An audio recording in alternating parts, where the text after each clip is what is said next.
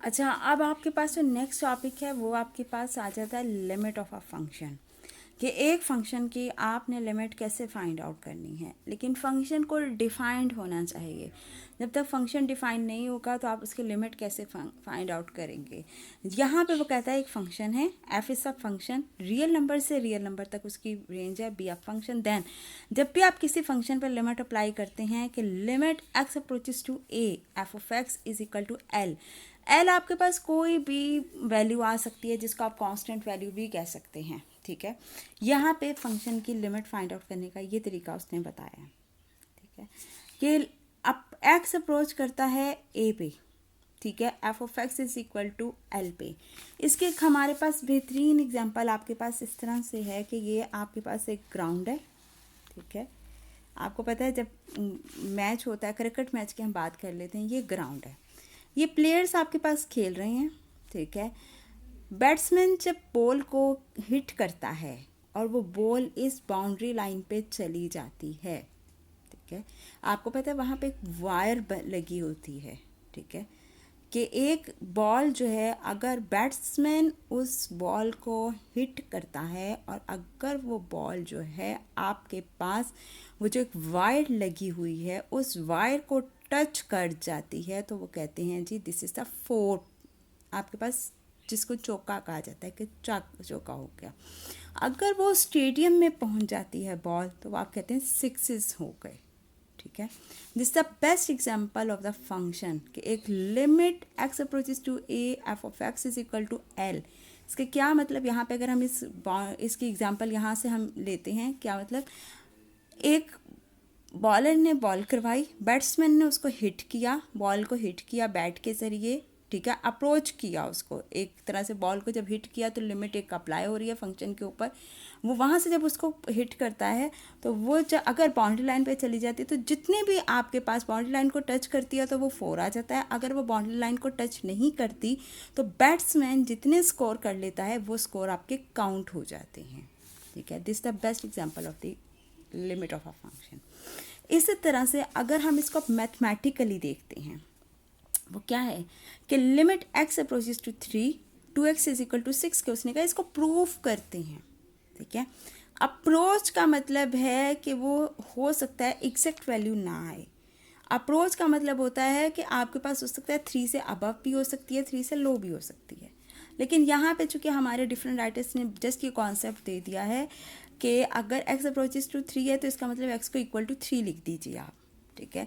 इसलिए हम इसमें भी 2 इंटू एक्स, एक्स की वैल्यू आप 3 पुट कर दें तो 2 इंटू 3 से आपके पास 6 आ गया ये आंसर। लेकिन जैसे ही आप इसमें लिमिट पुट करेंगे तो लिमिट की ये वाली जो चीज़ है ख़त्म हो जाएगी आपकी, ठीक है।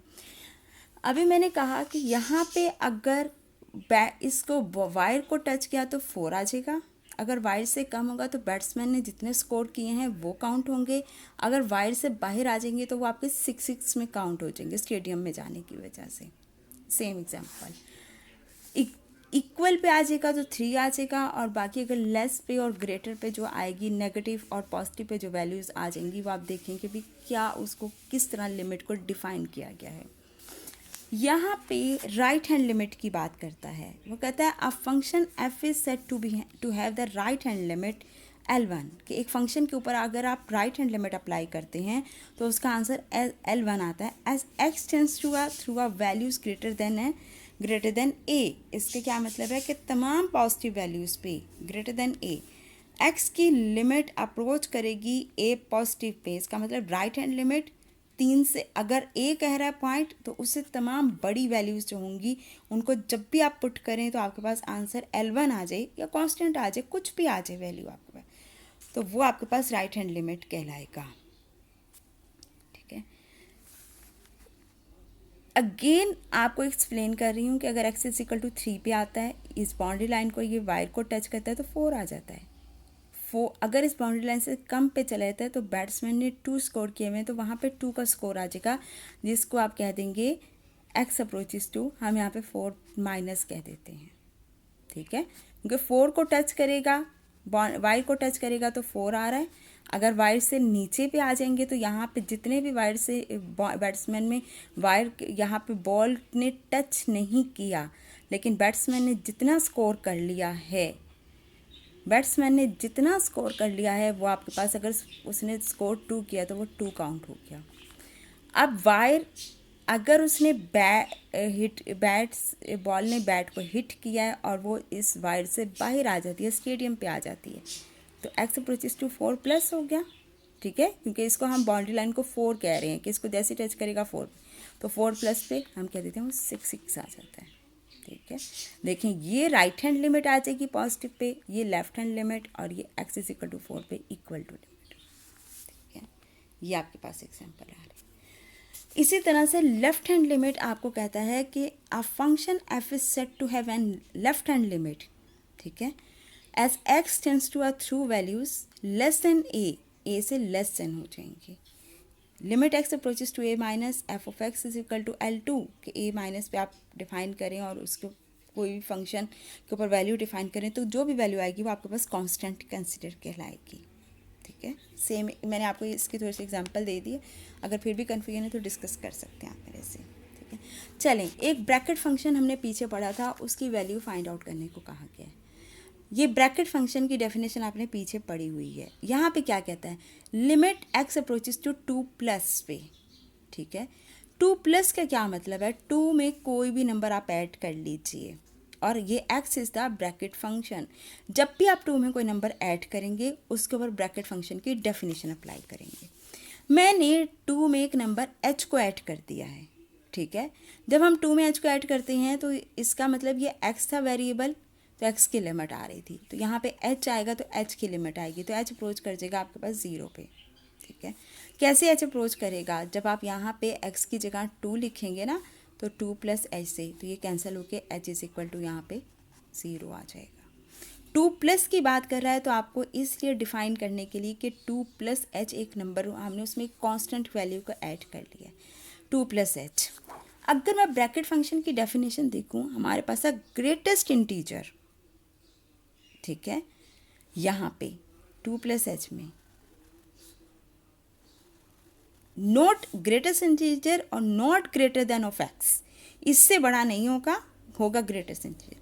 अगर ये वाला पॉइंट आपके पास 2 है, ये आपके पास 3 है, 2+ h कोई सा भी h है, 2.1 भी हो सकता है, 2.2 भी हो सकता है, 2.3 कोई भी नंबर हो सकता है h। तो इसका मतलब आपके पास 2+ h में ब्रैकेट फंक्शन की डेफिनेशन के अकॉर्डिंग 2 आंसर आ जाता है।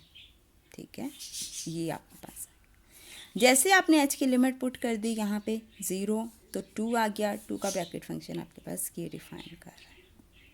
ठीक है, इसी तरह से आपके पास इसमें कहा गया लेफ्ट हैंड लिमिट पे कि ब्रैकेट फंक्शन की आपने left hand limit find out करनी है।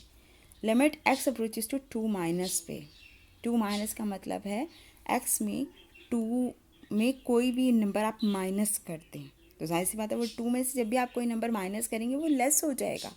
मैंने यहाँ पे h लिया हुआ है तो हम h की वैल्यू यहाँ से कंक्लूड करते हैं, फाइंड आउट करते हैं, 0 करते हैं।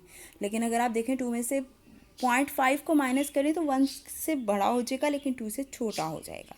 सो देन आप इसके ऊपर जब ब्रैकेट फंक्शन की वैल्यू डेफिनेशन अप्लाई करेंगे तो फिर आंसर में चेंज आएगा। ये देखिएगा, ये आप लोग इसको 2- h से ये वाली 2- h तो 2 - 0, मैंने यहाँ पे हम 0 कह रहे हैं तो इसका मतलब 2- पे आपके पास 2 में से जो भी नंबर छोटा हो जाए माइनस करते तो आपके पास ये नंबर लाई करेगा 1 और 2 के दरमियान में। ठीक है, तो 2- में अगर मैं कह देती हूँ कोई भी नंबर आप माइनस करें तो 1.99 आ जाए तो वो not greater than of x और आपके पास इंटीजर के इक्वल आना चाहिए। So that's why it's answer is 1। अगर इसमें फिर भी कन्फ्यूजन है तो फिर पूछ सकते हैं आप लोग।